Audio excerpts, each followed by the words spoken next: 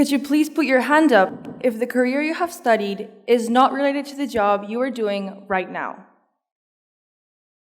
If you take a look around you, you will get a rough idea of what I believe is one of the most overlooked but significant issues that teenagers face nowadays. Good morning, my name is Iría, and today I will be talking about alleviating the stress of choosing a career in an erratic world. As of right now, I'm in my first year of baccalaureate. I have 2 years left of high school, which basically means that I have 2 years left before having to make that all too daunting decision. What am I going to work as when I'm older? I mean, it sounds ridiculous just saying it out loud. Choosing a career is probably one of the hardest choices a 17 to 18-year-old will have to make at this stage of their life. We are expected to find a job that does it all, engages our talents, makes us plenty of money, and reflects well on our family. The thing is that we are led to believe, not only by our parents and other external influences, but by the educational system, that if we fall short of this perfection, we are depriving ourselves of happiness and living our life to our fullest potential. Is our happiness and our quality of life really determined by a choice we make when we're finishing high school? The insistence on having the precise steps of our future plan figured out is a constant in our lives. Even so, people will unconsciously let their parents and friends choose for them, or even employ non-verified online quizzes to guide them in this turbulent sea of confusion and indecision. Not surprisingly, this leads to colossal failure in the long run, with a staggering 80% of students changing their major at least once within 3 years of enrollment. I'm sure everyone here has heard of the band Coldplay. Well, what you might not know is that its lead singer, Chris Martin, actually went through 5 years at UCL, where he graduated with first-class honors in Greek and Latin. The situation is similar for Harry Styles, Brad Pitt, Natalie Portman, and countless others. Now, this is not a call to action for everyone to just quit their jobs and pursue singing or acting careers, but to shed light on the reality, which is that only 27% of college graduates end up in a job related to their profession. We live in a society where teenagers are pressured into choosing a career, not only from an early age, but also under the influence of those around us.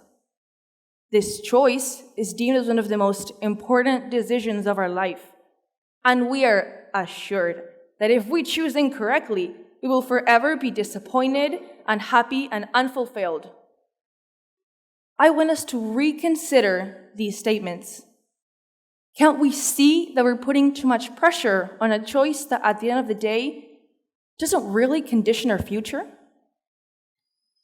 Or looking at it from another perspective, how exactly really are we supposed to make an educated, informed, and correct choice when it has been demonstrated that 85% of the jobs that will exist in 2030 haven't even been invented yet? As we know, today's generation of adolescents is growing up in a technology-oriented world where computers, machines, and AI will not only determine how we live our lives, but the professions which are available to us. I want students to be able to, once we step out of high school and start to face the professional world, to choose a career which we know is what we're passionate about, as well as having earned the necessary skills to navigate these new and uncertain workplaces. The current educational system is not adequately preparing adolescents for making a truly informed career choice and for the technological revolution that will be taking place, or even better, is taking place in the labor market right now. I am here to propose the 3 main ways we can tackle these issues. Number 1, prioritize teaching students the skill sets needed in the future. Innovation, creativity, curiosity, judgment and decision-making competencies, or even adaptability. These are just some of the skills that experts predict will dominate the labor market in the foreseeable future, and millions of students around the globe aren't even hearing about them in the classroom. The cultivation of these skills can be achieved through active learning, making use of natural resources, working more on group projects, with teachers helping students find what they enjoy doing, but most importantly, they're focusing on understanding and applying concepts instead of just memorizing facts for tests. Number 2, grant students the opportunity to familiarize themselves with professions. The amount of people who have chosen a career via approximation methods such as elimination or guesswork is vast. Most get into a career without really knowing what they will be studying, and most shockingly, without having a clue as to what possible paths exist once they finish their higher education. This is why we must focus on establishing more programs where students can take a look at the actual work life of different professions. This could mean organizing national or international events where students can work side by side with workers. It can mean giving students more positions of responsibility, or even just organizing virtual calls and conferences where they can ask workers about different aspects of their job. And number 3, cultivate an environment where experimenting and uncertainty are welcome. From my experience, the worst aspect of facing the "what do you want to study" interrogation is having your answer be, "I'm not sure yet." Because if we express an ounce of uncertainty, we will be heavily frowned upon. I want us to start working towards a society where we can just try things out. Simply to have a go at things.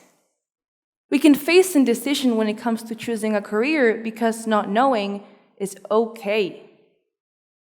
Making mistakes and experimenting with different passions is what is going to help us figure out what we enjoy. Every single thing we do is valuable. How can it be that something that is broadening our experiences and helping us figure out what we enjoy be considered a waste of time? To conclude, I want to finish by saying that the future is filled with uncertainties, and so is a teenager's life. But instead of focusing on what a teenager should be doing and ignoring the future that technology is creating, we should focus on supporting adolescents during this difficult period of their lives. Adults can easily do this by offering a helping hand whenever it's needed, but most importantly, by teaching us how to excel in this new world, via either cultivating the skills that will be the most important, demonstrating what professions are actually like, and by letting us discover what we enjoy, who we are, and above all, who we aspire to be. Thank you.